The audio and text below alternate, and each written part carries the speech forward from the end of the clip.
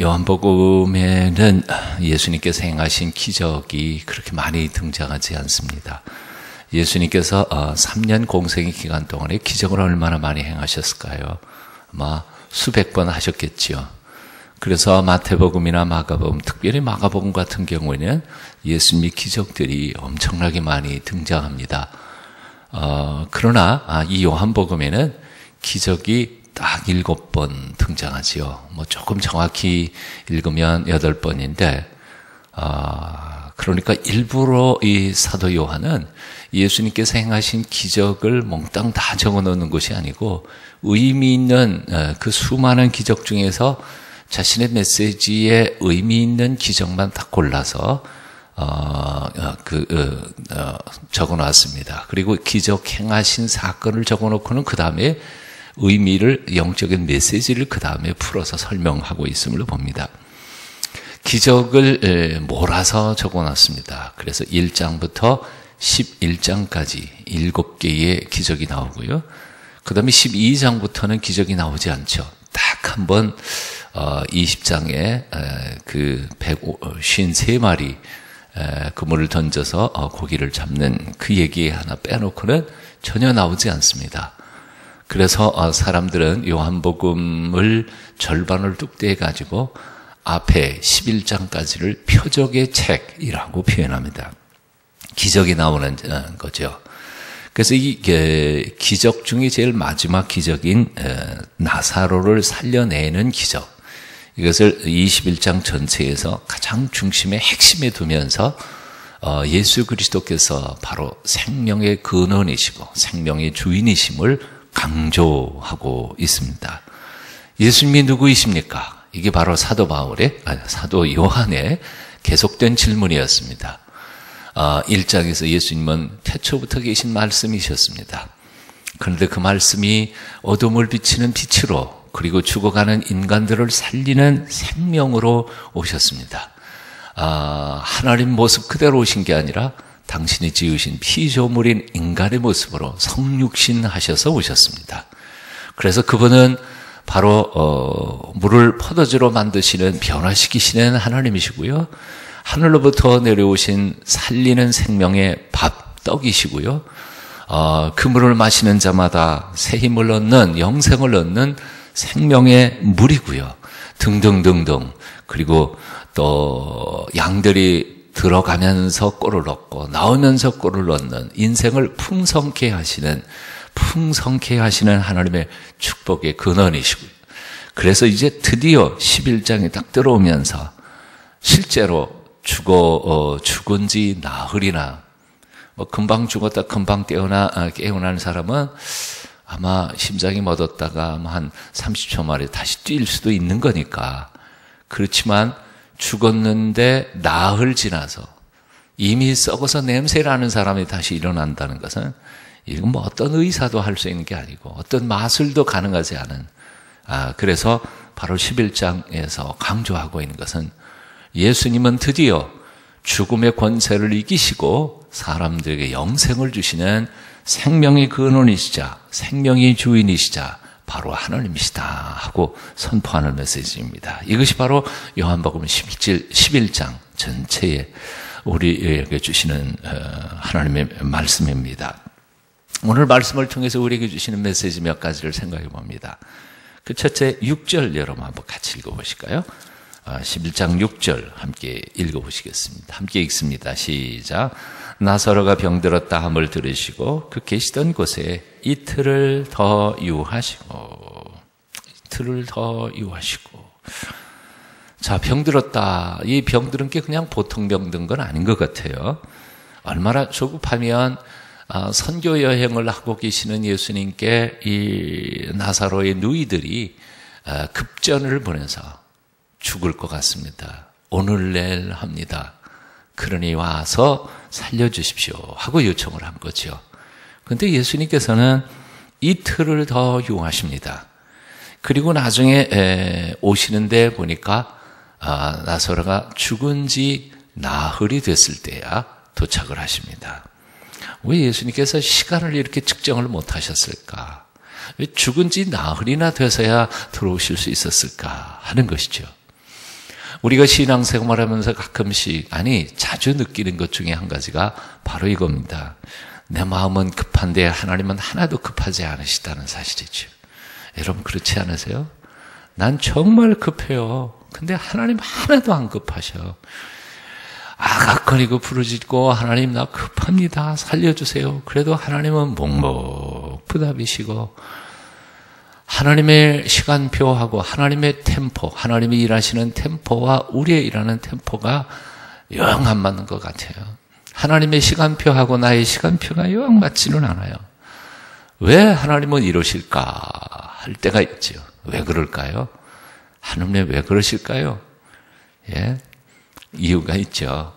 하나님께서 우리를 훈련시키시는 거죠. 우리를 성숙시키시는 거죠. 기다림을 배우게 하시는 것입니다. 그래서 헨리 나우엔도 책 한 권, 조그만 책 한 권 썼는데 책 제목이 뭐냐 하면 기다림의 영성이에요.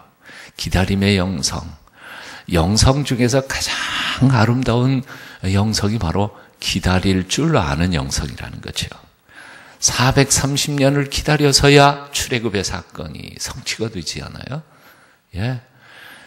이사야가 예수님 메시아를 예언하고도 500년, 600년을 기다려서야 예수님이 오셨습니다. 왜 기다리게 하실까요? 하나님의 시간표에 우리의 시간표를 맞추도록 훈련하는 것은 하나님이 우리를 훈련시키는 거지요. 우리는 기도를 나의 시간표에 하나님을 끼워 맞추려고 하는 것이 우리의 기도의 욕심이고 본능일 때가 많습니다. 하나님, 내일까지예요. 내일까지 2억을 주셔야 집 사고 들어가요. 내일까지 안 되면 하나님 없는 줄 알겠습니다. 아주 공갈 협박해가면서 하나님을 나의 시간표에 집어넣으려고 그럴 때가 얼마나 많아요. 우리 딸 올해 안에는 시집 보내야 돼요. 올해 안에요. 잘 들으셨죠? 걔 30 넘어가면 안 돼요. 안 되는 게 어디 있어요? 하나님이 안 되는 게 어디 있어요? 하나님의 시간표가 있는데 우리는 너무너무 급해요. 사실 아마 나사로의 누이들 마르다와 마리아 속이 아마 시커멓게 타들어갔을 거예요. 시커멓게 주님 오시면 살아날 수 있을 텐데. 그래서 오늘도 후반부 읽어가다가 보면 마르다도 그러지요. 한쪽에 상처받은 아픔으로 주님이 계셨더라면 죽지 않았을 텐데 이 말 하지 않아요. 근데 마르다만 그 말 합니까? 그 뒤에 넘어가니까 마리아도 똑같은 얘기를 해요. 주님께서 계셨더라면 안 죽었을 텐데. 이미 죽었어요. 이제 썩어서 냄새나요. 이제는 포기한 거죠. 즉 다시 말하면 마르다 마리아 예수님을 믿는다 하지만 이미 썩어 냄새 나는 그놈이야. 어떻게 하겠노? 예수 그리스도가 하나님이시라는 사실을 그들은 못 믿는 거지요. 죽은 자도 살리시는 예수 그리스도에 대하여 모르는 거예요. 자, 오늘 본문 지체하시는 예수님 이틀이나 유하시고 또 어기적거리면서 또 이틀을 걸어서 예루살렘 이 베다니까지 가시어서 나흐레야 도착하시는 예수님 왜 그러시는가?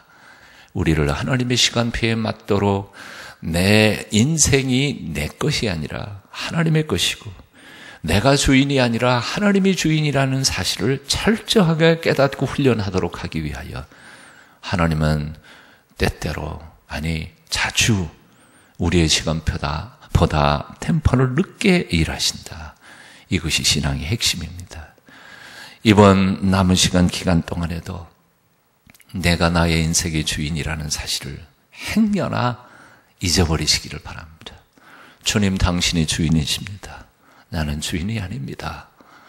나의 시간표에 당신을 맞추지 않겠습니다. 당신의 시간표에 나를 맞추겠습니다. 기다리라면 기다리겠습니다. 참으라면 참겠습니다. 나의 시간표에 적당히 대충 이루는 것보다는 하나님의 시간표에 완벽하게 이루어지는 것이 축복임을 저는 믿습니다. 이 믿음을 소유하실 수 있기를 축원합니다. 우리는 여기 본문에서 우리가 만나는 한 사람이 있습니다. 12 제자 중에 한 사람이죠. 도마라고 하는 사람입니다. 사실 마태복음이나 마가복음이나 누가복음에는 도마라는 사람이 그렇게 세세한 설명이 하나도 없어요. 12제자 이름 명단에 도마 하나 나오고는 그러고는 없습니다. 아예 설명이 없어요.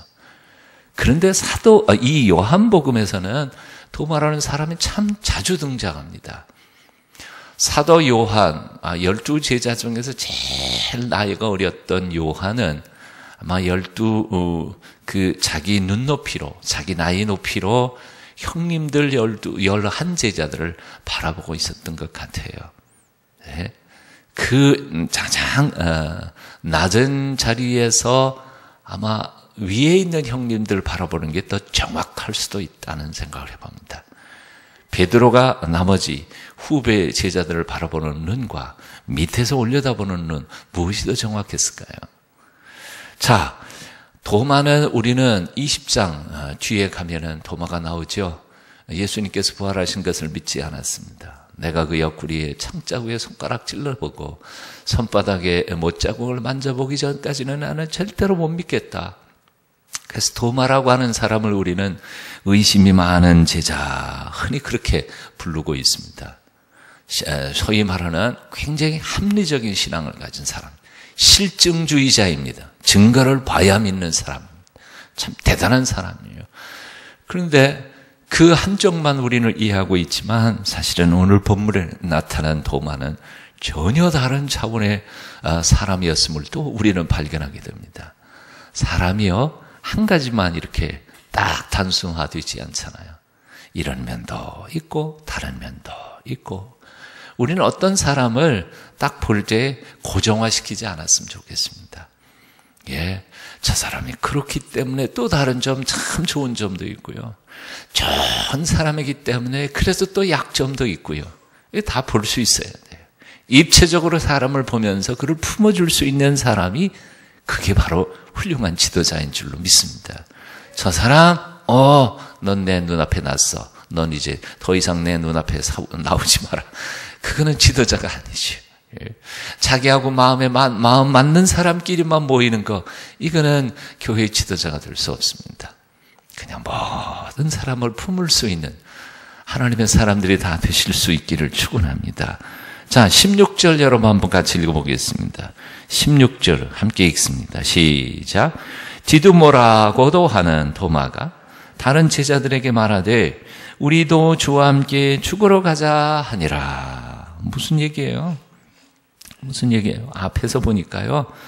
앞에서 8절 여러분 읽어볼까요? 8절 읽습니다. 8절 함께 읽습니다. 시작. 제자들이 말하되 랍비여, 방금도 유대인들이 돌로 치려 하였는데 또 그리로 가시려 하나이까. 다른 제자들이 가기를 두려워했습니다. 예루살렘에서 돌 맞을까 봐 사실은 선교여행을 기화로 해서 약간 예루살렘에서 한 이틀 거리, 짧게 생각하면 하루 거리를 피신해서 조용한 마을에서 선교하고 계셨던 겁니다. 근데 다시 또 그리로 가시자니 왜 돌에 맞아 죽으려고 그러는 겁니까? 어떻게 왜 또 가시겠다고 그러십니까? 그리고 나머지 제자들은 반대한 거예요. 그런데 디두모라고 하는 도마가 곁에 가만히 듣다가 주님이 가신다면 가야지. 주님이 죽으러 가신다면 우리도 죽으러 가야지. 바로 여기 있어요. 우리도 함께 죽으러 가자. 대단한 사람 아니에요? 예, 대단한 사람이에요. 베드로보다 더 훌륭한 사람인 것 같아요. 이 본문 읽다가 보면요. 우리가 어떤 사람의 믿음을 이야기할 때 함부로 정죄하지 마십시다. 의심 많은 놈.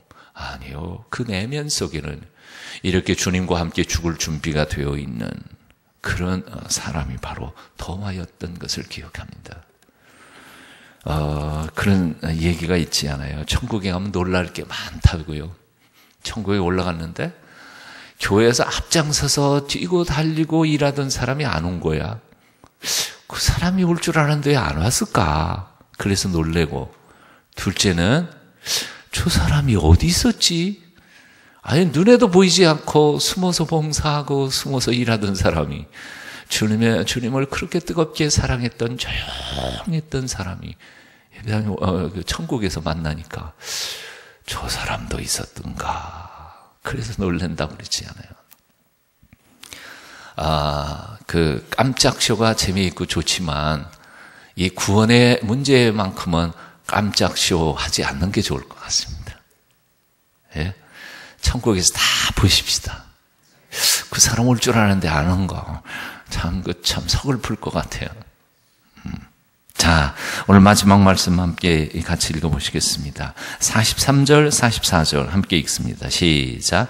이 말씀을 하시고 큰 소리로 나사로야 나오라 부르시니 죽은 자가 수족을 배로 동인 채로 나오는데 그 얼굴은 수건에 쌓였더라. 예수께서 이르시되 풀어놓아 다니게 하라. 아멘. 풀어놓아 다니게 하라. 예수님께서 죽은 지 나흘이나 돼서 썩어 냄새 나는 나사로를 향해서 이렇게 말씀하시죠. 나오라고 명령하니까 죽음을 딛고 일어서서 죽었던 사람이 그냥 나옵니다. 무덤에 대하여 이해를 좀 하실 필요가 있을 것 같아요. 우리처럼 이렇게 평토장, 땅을 파가지고 거기다 넣고, 봉분해가지고 꽉꽉 다져서 하면, 나오라 그래도 아마 못 나올 거예요. 그죠? 파고 나올 수 있는 것도 아니고. 근데 이스라엘의 무덤은, 거의 대부분이 그렇지 않거든요. 이스라엘 무덤은 그냥 굴 속에다가, 서늘한 굴, 바위 굴에다가, 거기다 안치해놓고, 돌문으로 해서 이 바위 굴을 막아버리는 게 무덤의 형식이니까요. 그러니까 돌문을 굴려서 열어놓고 그 누워있는 나사로 보고 나오라. 그래서 나올 수 있는 거죠. 근데 나오는 나사로의 모습을 여기 기록해 놨습니다. 44절에 보니까 죽은 자가 어떻게 나와요? 수족을 배로 동인 채로 나오는데 얼굴은 수건에 쌓였어요. 어떻게 나왔을까요? 한번 상상을 해보시죠. 내가 강대성이라 흉내를 못 내겠는데, 이 수건이 가렸어야 아픈 보이지 않아요? 여기, 장례 치는 거 보셨죠? 한국식으로 할 때는 배를 이렇게 다 엄지, 손가락 이렇게 묶어가지고 배에다 놓고 묶어놓죠. 7 묶음으로 묶는다고도 하고, 여러 가지 방법으로 아주 꽁꽁 묶어놓습니다. 그러니까 살아나도 이거 풀고 나오기가 힘들어요. 이스라엘도 역시 마찬가지입니다. 이 발바닥에서부터 시작된 세마포로 챙챙챙챙 해가지고 꼭대기 여기가 마지막 끝나는 거죠. 그렇게 묶였어요. 미라 아시지 않아요? 미라 어떻게 해요? 이걸 다 풀어야 움직일 수 있는데 어떻게 나왔을까요? 네? 강시 통통통통 나오는 것처럼 아마 발이 움직이지 못하니까 아마 그렇게 나왔겠죠. 근데 그 모습을 보시면서 예수님께서 둘러서 있는 사람들을 향하여 이렇게 명령하십니다. 풀어놓아 다니게 하라. 이것은 굉장히 중요한 명령입니다. 자, 왜 예수님께서는 풀어놓는 것까지 당신이 하실 수 없으셨을까요? 하면 하시는 거죠. 풀면 푸는 거죠. 하지만 생명의 주인이신 하나님께서, 예수님께서 생명을 살리신 후에 살아난 사람이 삶을 다시 시작하도록 돕는 것을 우리에게 맡겨주셨다는 겁니다. 오늘의 나사로가 있죠? 누구입니까? 바로 영적으로 예수 그리스도로 말미암아 예수님을 마음속에 모셔드리고 새로운 차원의 인생을 시작하는, 생명을 새롭게 얻은 새신자들이 있지 않아요? 예? 새신자들은 누구 몫이에요? 주님께서 우리에게 맡겨주신 몫입니다. 그들을 묶고 있던 관습, 육체적인 옛습관, 교회 나오기 전에 했던 육체적인 그런 본능, 옛습관, 인간관계, 이런 것들을 우리가 곁에서 자신은 힘들어요. 술, 담배 끊는 거 자신은 힘들어요. 기도로 격려하고 살핌과 돌봄으로 격려해서 그들이 믿음 안에서 자유롭게 뛰고 달릴 수 있는 새로운 영생을 호흡하도록 곁에서 돕는 것이 필요하다, 그 말입니다.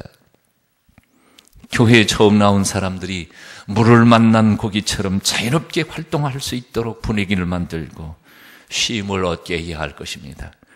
처음 교회 나온 사람들이 선배들 눈치 보느라고 살아남기 위하여 숨을 죽이면서 살아가는 그런 분위기를 만들지 않아야 될 줄로 믿습니다.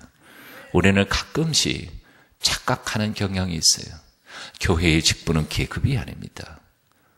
목사가 높고 장로님이 높고 권사님이 높고 그 다음에 안수집사 높고 그 다음에 서리집사 높고 세례교인이 높고 나머지 처음 나온 사람들은 제일 핫발이고 아니요. 교회의 직분은 섬기기 위해서 하나님께서 기름 부어 세워주신 것입니다. 그러니 목사가 제일 상머슴이어야 하고 나머지 다 스튜어드라고 하는 말이 뭐예요? 봉사자예요. 도우미들이에요. 군림하는 사람들이 아니라 통제하고 제재하려고 하는 사람들이 아니라 처음 나온 사람들이 행여나 낙심할까 믿음이 없는 사람들이니까 상처받을까 해서 그들을 최고 우선으로 자유롭게 뛰어다닐 수 있도록 저기 세상에서 마귀에게 시달리고 사람들에게 묶여서 살던 사람들을 다 풀어서 영생을 호흡하도록 격려하고 안내할 때 하나님께서 그들을 통하여 영광 받으실 줄로 믿습니다. 오래 믿으셨어요? 계급장이 아니고요. 그만큼 더 낮아지셔야 할 봉사자이심을 잊지 않으셨으면 좋겠습니다. 믿으면 믿을수록 더 바닥으로 처음 나온 사람들을 가장 미안한 하나님의 사람들이 되어야 하겠습니다. 여러분 가정에서 제일 높은 사람이 누구죠? 아버지입니까? 그거는 조선시대나 그렇지 요즘 세대 안 그렇더라고요. 저도 제일 높은 거 아니더라고요 보니까. 예? 제일 높은 사람은 애기예요. 애기. 애가 제일 높아요. 저 TV 채널권 누가 가지고 계세요? 맨 처음에 옛날에는 남편이 가지고 있다가 요즘은 부인이 가지고 있다가 요즘에는 애들이 가지고 있죠. 애들이 많아 보자는데 그 부모가 그 돌리면 앙 하고 울어버리면 아주 꼼짝을 못해요. 그러니까 아예 너 봐라. TV를 3개를 사든지 뭐. 그러니까 어른들은 그냥 골방에 들어가서 그냥 연속극 보고 애들은 거실에서 보고. 자, 처음 나온 사람, 초신자들이 가장 귀임을 받고 사랑을 받는 그런 교회 만들어갈 때 하나님께서 이 교회를 통해서 영생의 축복이 함께하는 교회로 써주실 줄로 믿습니다. 질문 하나 합니다. 요한일서 5장 11절 12절의 말씀에 봅니다. 오늘 본문에 우리에게 주시는 가장 귀한 표현입니다. 또 증거는 이것이니 하나님이 우리에게 영생을 주신 것과 영생을 주신 것 받으셨어요? 어떻게 받으셨어요? 영생이 그의 아들 안에 있는 그것이니라. 아들이 있는 자에게는 영생이 있고 생명이 있고 하나님의 아들이 없는 자에게는 생명이 없느니라. 자, 요거 설명해 봅니다. 하나님이 우리에게 영생을 주셨습니다. 영생을 주셨어요? 근데 그 영생을 어떻게 주셨어요? 영생을 이렇게 준 게 아니고 그의 아들 안에 영생을 넣어서 우리에게 주셨어요. 그러니까 우리가 받은 건 영생을 받았어요? 아들을 받았어요? 아들을 받았잖아요. 아들을 받았어요. 그의 아들 예수 그리스도가 내 마음속에 있으면 영생이 어디 있어요? 내게 있어요. 그게 바로 요한일서 5장 11절 12절의 말씀입니다. 증거는 이것이니 하나님이 우리에게 영생을 주셨습니다. 근데 그 영생을 어떻게 주셨느냐 하면 그냥 준 게 아니라 그의 아들 안에 넣어서 우리에게 주었습니다. 그래서 아들이 있는 자에게는 영생이 있고 아들이 없는 자에게는 영생이 없습니다.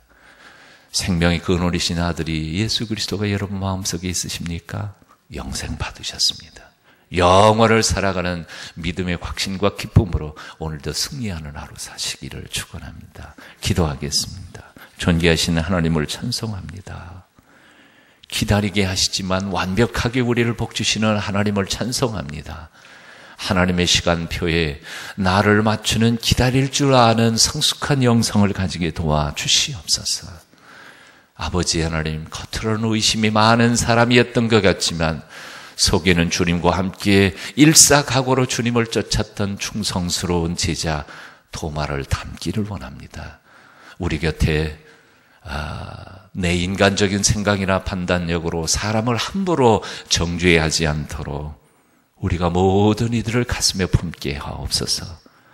영생의 근원으로 우리 가운데 오신 주님을 마음속에 모시고 우리도 죽은 다음에가 아니라 이 세상이 있을 때부터 영생을 호흡하며 영생을 모신 자로서의 감격과 기쁨으로 살게 도와주시옵소서.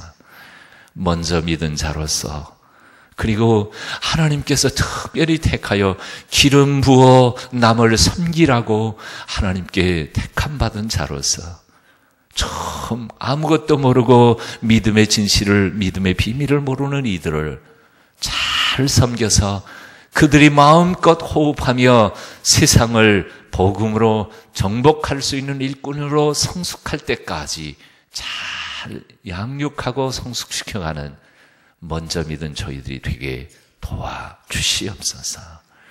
이제는 우리 주 예수 그리스도의 그 크신 은혜와 아버지 하나님의 만극하신 사랑과 성령님의 감화, 감동, 소통케 하여 주심이 오늘도 새벽을 깨우고 주 앞에 나온 주님의 백성들 한 분 한 분 머리 위에